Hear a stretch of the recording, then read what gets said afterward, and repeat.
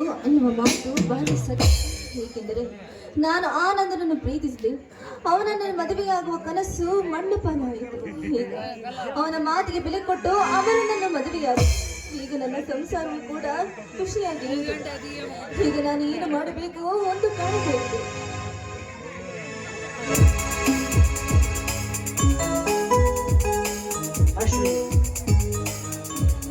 ಆನಂದ್, ಹೇಗಿದ್ದೀರಾ ಆನಂದ್?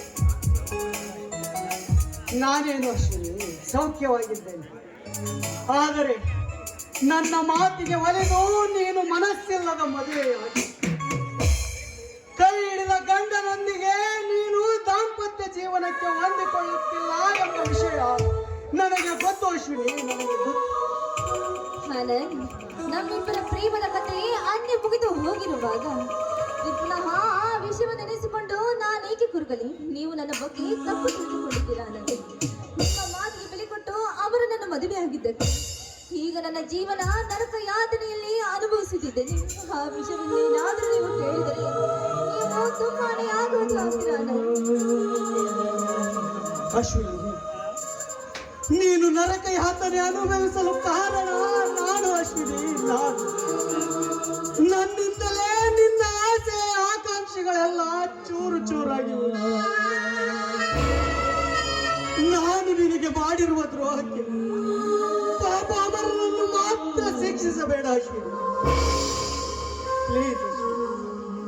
ಹಿಂದಿನ ಎಲ್ಲ ಘಟನೆಗಳನ್ನು ಮರೆತು ನಿನ್ನ ಗಂಡನಾಗಿ ನೀನು ಅಮರನೊಂದಿಗೆ ದಾಂಪತ್ಯ ಜೀವನಕ್ಕೆ ಹೊಂದಿಕೊಳ್ಳಲೇಬೇಕು. ಇದೊಂದೇ ನಾನು ನಿನ್ನಲ್ಲಿ ವಿನಂತಿ ಪೂರ್ವಕವಾಗಿ ಕೇಳಿಕೊಳ್ಳುತ್ತೇನೆ ಅಶ್ವಿನಿ. ನಿಮ್ಮ ಸ್ನೇಹಿತ ನಿಮ್ಮಲ್ಲಿ ಏನಾದರೂ ಈಡಿರಬಹುದು, ಆದರೆ ನಿಮ್ಮ ಸ್ನೇಹಿತನ ಬಾಳು ಖುಷಿಯಾಗಿರಲೆಂದು ನಿಮ್ಮ ಆಸೆ. ನಾನು ನನ್ನ ಮನಸ್ಫೂರ್ತಿಯಾಗಿ ಹೇಳ್ತಾ ಇದ್ದೆ, ನಿಮ್ಮ ಸ್ನೇಹಿತನ ಬಾಳಲ್ಲಿ ನಾನು ದಾಂಪತ್ಯ ಜೀವನದಲ್ಲಿ ಕಾಲಿಟ್ಟು ನಿಜವಾಗ್ಲೂ ನಾನು ನೆಮ್ಮದಿ ಆಗಿಲ್ಲ. ನನ್ನ ನಿಜವಾಗ್ಲೂ ನೆಮ್ಮದಿಯಾಗಿಲ್ಲ ಅಶ್ವಿನಿ. ಅಗ್ನಿ ಸಾಕ್ಷಿಯಾದ ಈ ಕೈ ಹಿಡಿದ ಪತಿ ದೇವರಿಗೆ ಹಿಂಸಿಸಿ ನೀನು ಪಾಪಕ್ಕೆ ಗುರಿಯಾಗಬೇಕು. ಯಾಕೆ ಯಾಕೆ ಅಮರನನ್ನು ನೀನು ಈ ರೀತಿಯಾಗಿ ಕಾಡುತ್ತಿರು?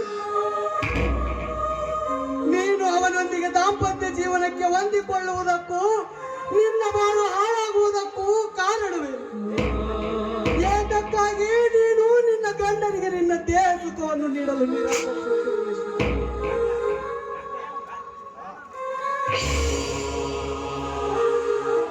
ತನ್ನ ಸಿಂಧೂರ ಮಾಂಗಲ್ಯವನ್ನು ಉಳಿಸಿಕೊಳ್ಳುವುದಕ್ಕಾಗಿ ಆನಂದ ನಿಜವಾಗಲಿ ಅಶ್ವಿನಿ ದೇವತೆ.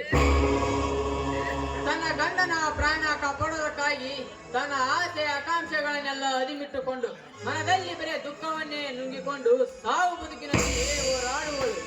ತನ್ನ ಗಂಡನೊಂದಿಗೆ ನಿಷ್ಠಿಯಾಗಿ ಬದುಕು ಸಾಗಿಸಿರುವಳು. ಡಾಕ್ಟರ್, ಇದೇನು ಹೇಳ್ತಾ ಇರೋದು? ಅಶ್ವಿನಿ ಅಮರನ ಕೈ ಹಿಡಿದು ನಿರ್ಜೀವ ಗೊಂಬೆಯಂತೆ ಬದುಕು ಸಾಗಿಸುತ್ತಿರುವನು. ಅಮರ ಸಾವು ಬದುಕಿನೊಂದಿಗೆ ಹೋರಾಡುತ್ತಿರುವನೆ. ಓ ಡಾಕ್ಟರ್, ನಿಮ್ಮ ಮನಸ್ಸಿನಲ್ಲಿ ಯಾವುದೋ ರಹಸ್ಯ ಮನೆ ಮಾಡಿಕೊಂಡಿದೆ.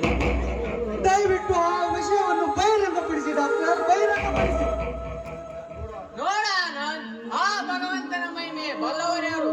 ಅವನು ಕೆಲವರಿಗೆ ಐಶ್ವರ್ಯ ಕೊಟ್ಟರೆ ಕೆಲವರಿಗೆ ದರಿದ್ರ ಕೊಡುತ್ತಾನೆ, ಕೆಲವರಿಗೆ ಸುಖ ಸಂತೋಷ ಕೊಟ್ಟರೆ ಕೆಲವರಿಗೆ ಭಯಂಕರ ಕಾಯಿಲೆ ಕೊಟ್ಟು ದುಃಖದ ಹೊಳೆಯಲ್ಲಿ ನೂಗುತ್ತಾನೆ. ಆನಂದ್ ನೂಗುತ್ತಾನೆ.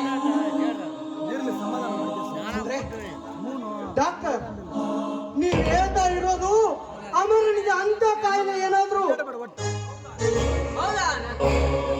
ಅಮರನು ಸ್ತ್ರೀ ಸುಖ ಬಯಸಿದರೆ ಅವನ ಜೀವಕ್ಕೆ ಗಂಡಾಂತರವಿದೆ. ಅವನಿಗೆ ಮೂತ್ರಕೋಶದಲ್ಲಿ ಕ್ಯಾನ್ಸರ್ ಇದೆ.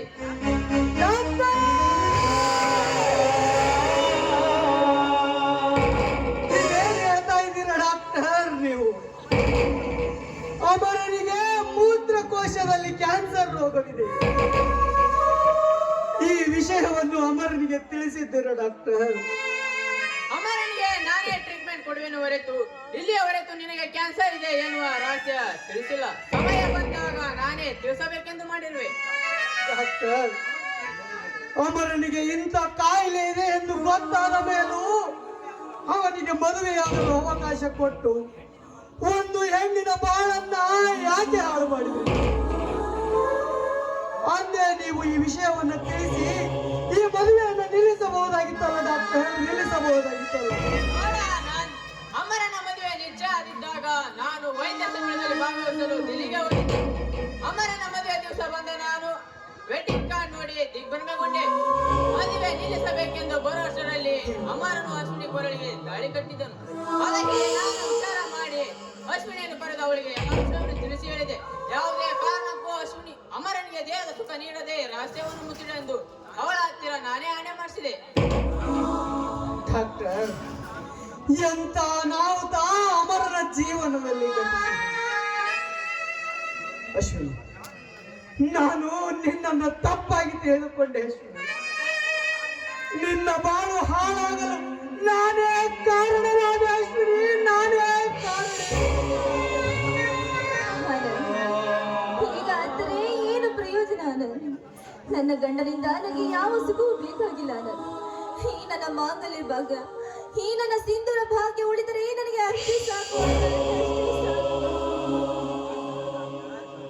ಡಾಕ್ಟರ್, ಅಮರನ್ನು ಗುಣವಾಗಲು ಸಾಧ್ಯವಿಲ್ಲವೇ ಡಾಕ್ಟರ್? ಸಾಧ್ಯವಿದೆ ಆನಂದ್. ಅಮರನಿಗೆ ರೋಗ ಪೂರ್ಣವಾಗಿ ಬಂತಲ್ಲ, ನಾನೇ ಪ್ರಾರಂಭವಾಗಿದೆ. ಅಮರನಿಗೆ ಆಪರೇಷನ್ ಮಾಡಿದರೆ ಅವನು ಗುಣ ಹೊಂದಬಹುದು, ದೇವರ ಪ್ರೀತಿಗೆ ಪಾತ್ರನಾಗಬಹುದು. ಹಾಗಂತ ನೀವು ಭಯಪಡುವ ಕಾರಣವಿಲ್ಲ. ನನಗೆ ಆತ್ಮವಿಶ್ವಾಸವಿದೆ.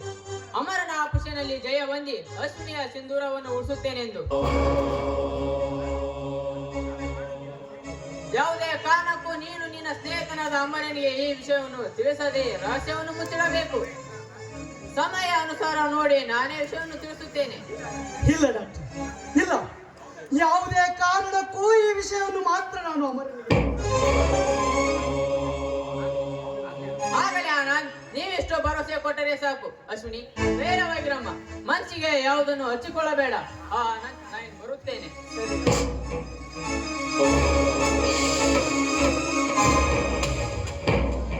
ಅಶ್ವಿನಿ, ನಿನ್ನ ಹಣೆಯಲ್ಲಿ ಸಿಂಧೂರ ಸದಾ ನಗುನಗುತ್ತಾ ಇರಲಿ.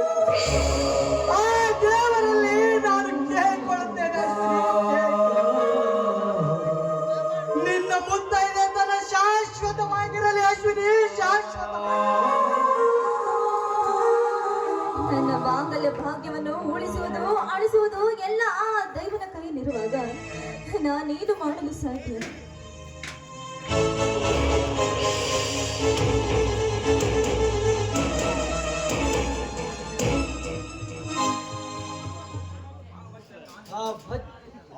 ಆ ವಜ್ರಕಾಂತನ ಮಾತು ನಿಜವೆಂದು ನಂಬಿ ಕ್ಷಣಾರ್ಧದಲ್ಲೇ ನಾನೆಂತ ಹೇಯ ಕೃತ್ಯವನ್ನು ಮಾಡುತ್ತಿದ್ದೆ. ಆನಂದ್, ಅಶ್ವಿನಿ, ನೀವೆಂತ ತ್ಯಾಗಮಯಿ ಜೀವಿಗಳು. ಅಕಸ್ಮಾತ್ ನಾನು ಈ ಲೋಕದ ನಂಟನ್ನು ಕಳೆದುಕೊಂಡರೆ ನನ್ನ ಅಶ್ವಿನಿ ವಿಧವೆಯಾಗಿ ನನ್ನ ಜೀವನದುದ್ದಕ್ಕೂ ಕೊರಗಿ ಕೊರಗಿ ಬಾಳುತ್ತಾಳೆ. ಇಲ್ಲ, ಅಶ್ವಿನಿಯು ಸೌಭಾಗ್ಯವತಿಯಾಗಿ ಮುತ್ತೈದೆಯಾಗಿ ಬಾಳಬೇಕು. ಅವಳೆಂದಿಗೂ ವಿಧವೆಯಾಗಬಾರದು. ಅಶ್ವಿನಿ, ಅಶ್ವಿನಿ.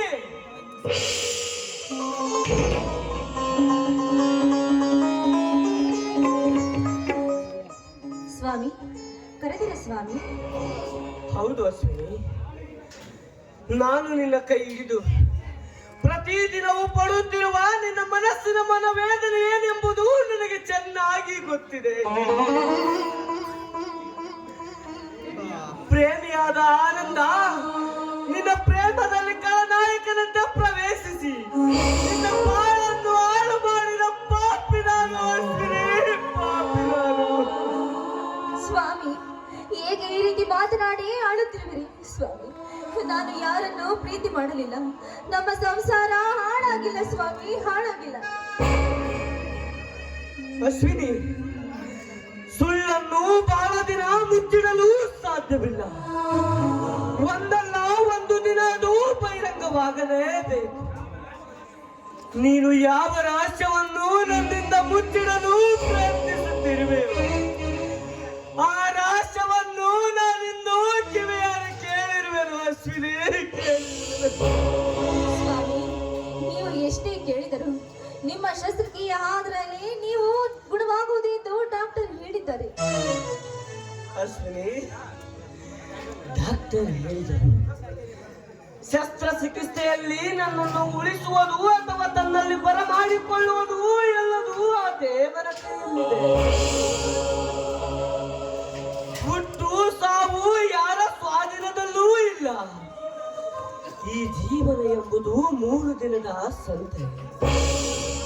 ಈ ಸಂತೆಯಲ್ಲಿ ಬಂದ ನಾವು ನಮ್ಮ ಕರ್ತವ್ಯವನ್ನು ಮುಗಿಸಿಕೊಂಡು ಭಗವಂತನಲ್ಲಿ ಪಾತ್ರರಾಗಬೇಕು. ಅಶ್ವಿನಿ, ಪಾತ್ರರಾಗಬೇಕು.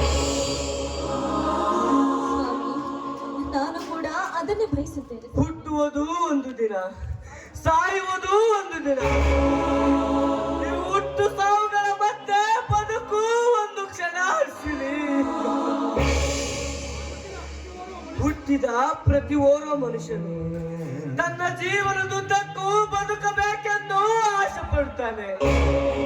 ಅದರಂತೆ ಕೈ ಹಿಡಿದ ಸತಿಯು ತನ್ನ ಗಂಡ ಸುಖವಾಗಿದ್ದು ಹಣೆಯಲ್ಲಿ ಸಿಂಧೂರ, ಕೊರಳಲ್ಲಿರುವ ಮಾಂಗಲ್ಯ, ಮುಡಿಯಲ್ಲಿರುವ ಹೂವು ಎಲ್ಲವೂ ಸ್ಥಿರವಾಗಿರಬೇಕೆಂದು ಆಸೆ ಪಡುತ್ತಾನೆ.